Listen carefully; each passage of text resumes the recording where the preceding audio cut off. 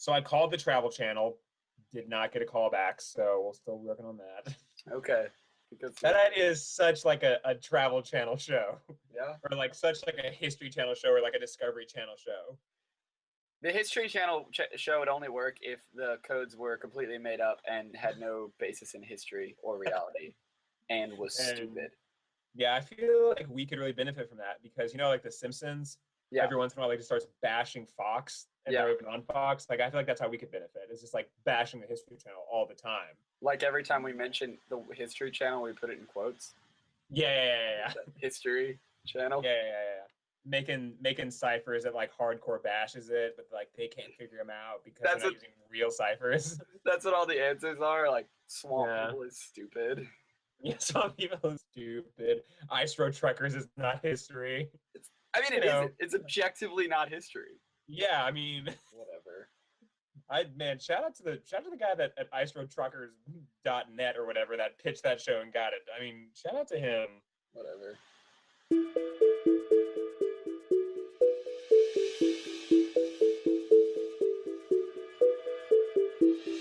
Hey everybody, welcome to Solve It, a podcast where we talk about ciphers, codes, and the history of encryption.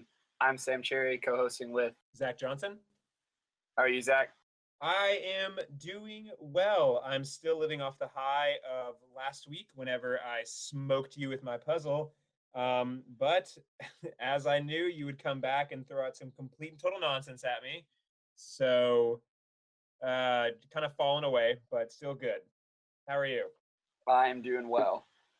Here on Solve It, every week Zach and I make puzzles for one another, and to make it fair and to make it solvable, we have a set of rules. The first rule for the puzzle is there must be rules. And what that means is that all the puzzles have to be created within an existing set of ciphers.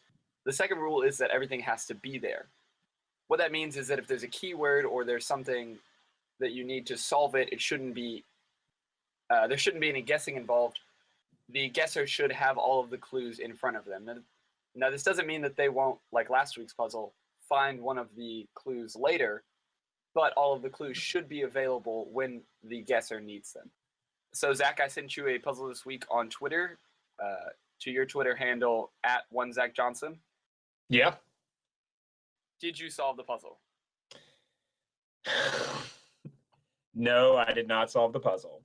Now, this, to be fair to you, Zach, we are recording this kind of early, so you got it 6 hours ago. 6 hours ago. Okay, so not. Yeah, I couldn't solve it in the 6 hours. I was really like digging through some old books trying to find it, but nope, didn't work. I have figured out that the puzzle exists, and I have figured out that I know what kind of cipher it uses, but I have not figured out the actual puzzle because you couldn't just let me have a simple cipher. You had to throw in a level 2 cipher at me instead of just the easy one that I could have solved. Well, the original that I sent you actually was what you'd call a level 1 cipher. Screw you! But then I found a real life version, a real life code, and I thought that was much more interesting. And it is a bit of a variation, so it was a little more difficult. Could you describe, for the people who aren't looking at it on Twitter, what the puzzle looks like? Absolutely. So what Sam sent me is a gravestone, and the gravestone says, "Here lies deposited the body of," and then Sam conveniently cut out the name so I couldn't look it up. And above that, there are these 3 symbols, and the best way I can describe them is one looks like an hourglass with wings. One looks like a goblet with a bunch of flowers or arrows in it. And the other one is just some kind of weird backwards C over a mountain looking thing. That's a really bad way to describe that one. What's important, though, is there's a cipher above it. And above those symbols is 13 squares or arches with dots in them. They look very familiar to the unknown in Pokemon Gold and Silver. And there are 13 of these little these symbols, and it's just like arches with 2 dots or squares with 1 dot or a half an arch with 2 dots, and it's mad confusing. I'm assuming it says my official prediction is that it says I am the Zodiac Killer. I don't have that written down. That might be too many letters. Also, I'll just tell you it's wrong. Okay, well, here, if you keep sending me puzzles like this, you and me are on that path. It's only a matter of time before that is our trajectory. To be the Zodiac Killer? Killing people. I like last week's version where we're just in a village in Indonesia, solving ancient puzzles. That's one of two paths. Like there's the dark side and the light side. It depends on what path we choose with all of our puzzle knowledge. We'd either choose to use our puzzle knowledge for good and solve ancient puzzles that have plagued villages for thousands of years, or kill people and get away with it. Those are our two options. The first thing that you said, I think, was just the plot to Scooby-Doo. You're just suggesting we become Scooby-Doo. That's less what I want. Yeah, we need a few more people. We need 2 more girls and a giant dog. So yeah, I feel like that's my vision. Or another way that we could do this is we buy a motorcycle with a sidecar and we run around solving mysteries that way. That's another plan that I have for the podcast. Oh, okay, so no, I didn't solve this puzzle. But I do know what kind of cipher it is, if you want me to say that. Sure, go for it. The type of cipher is a pigpen cipher. And I know that because of the symbols it uses. The pigpen cipher uses squares and dots in their cipher, but it's very rare that they have the 2 dots, and that's what threw me off. That is correct. That is what you called the level 2 of it, is that there are 2 dots. Yes, it is a pigpen cipher. Yeah, if you want to play along at home, you can find these puzzles on our Twitter at Solve It Podcast. It'll also be on our Instagram of the same name at Solve It Podcast. And you can find it on our website, solveitpodcast.com. The codes that we've seen so far have been used for military campaigns. Soldiers fighting war, protecting king and country. But this code's different because it has a purpose unique from the others.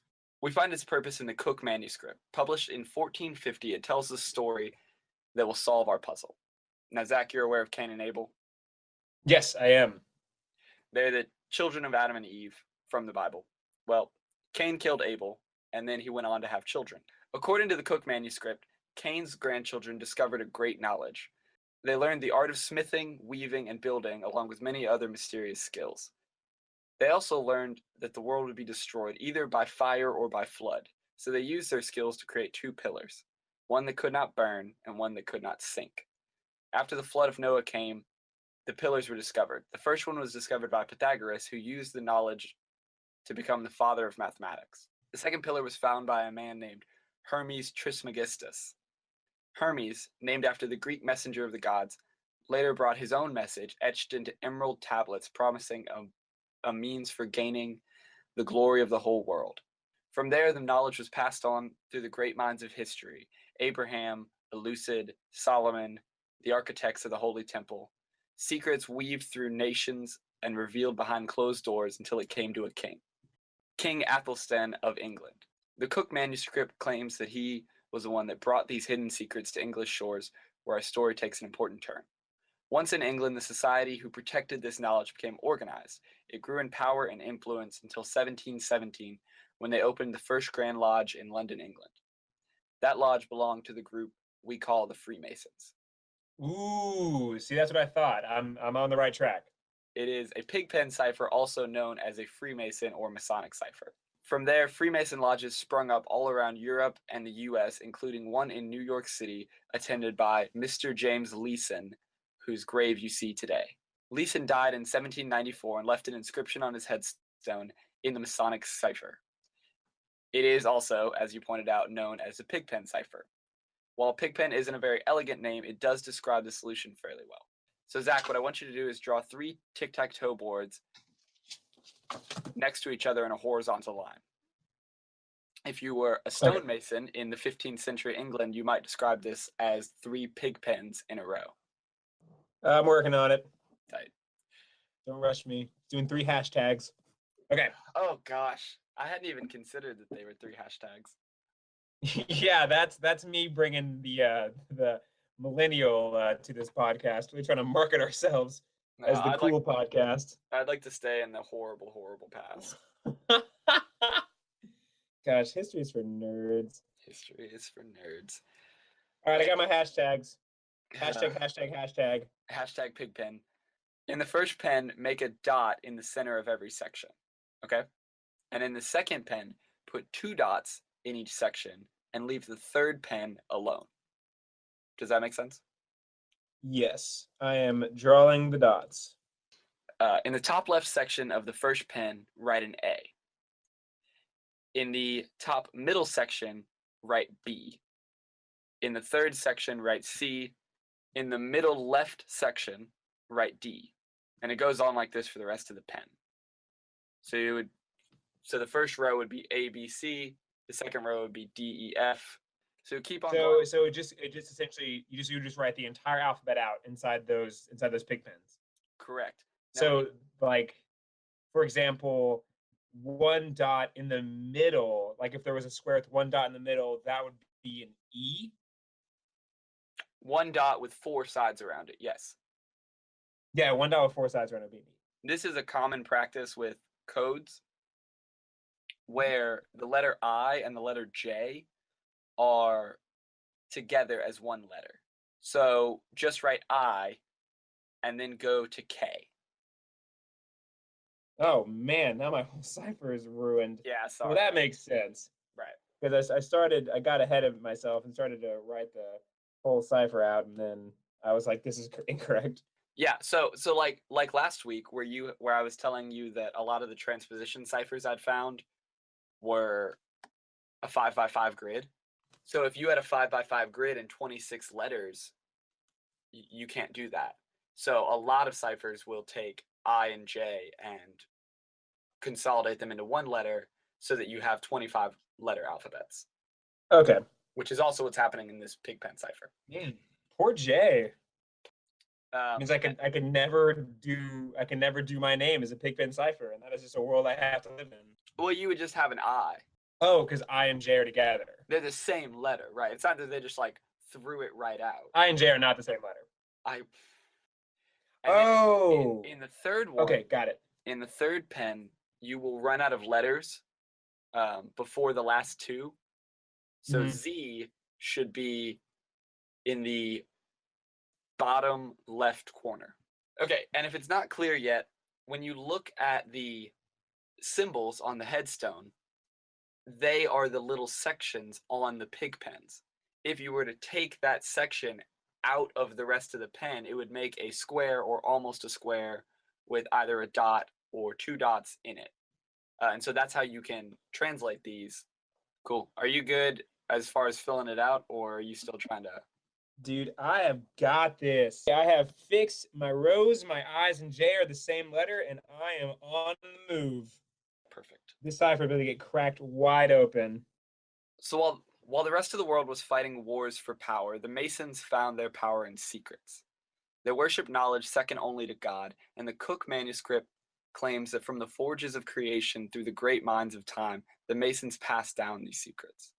They hid from society and encoded their rituals to mask this knowledge from the rest of the world. And at the end of his life, Mr. James Leeson left a message for his brothers as a final proverb.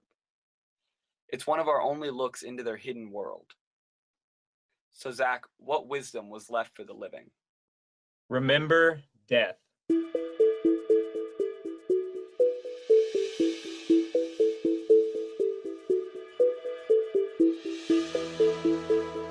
All right, thank you for joining us this week on Solve It.